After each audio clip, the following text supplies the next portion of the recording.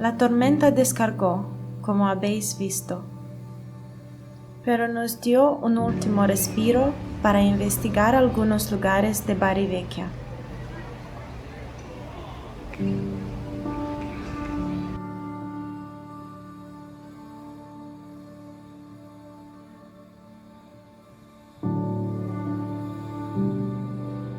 La luz no será esquiva.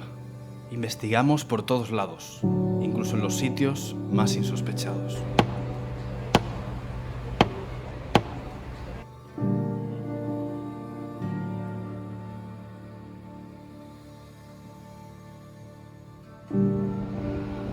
Recorriendo la muralla, la tormenta nos continuaba recordando el breve espacio de tiempo que teníamos.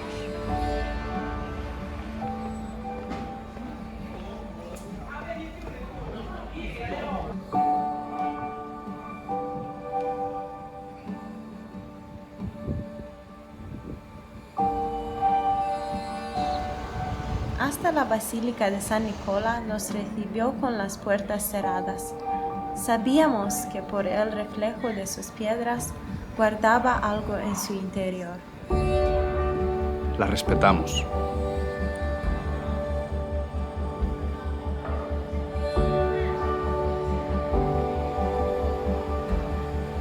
Bari Vecchia de noche y con unas gotas de lluvia es un lugar totalmente diferente. Los vecinos se recogen y los turistas desaparecen. Y la pizzería di Cosimo parece la misma.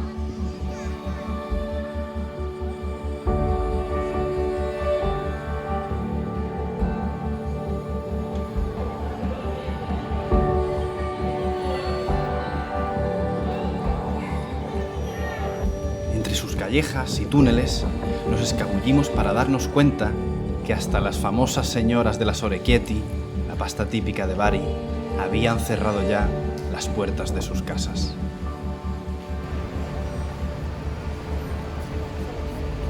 La tormenta decidió finalizar la tregua y, siguiendo a su llamada, buscamos definitivamente refugio, esperando una nueva oportunidad.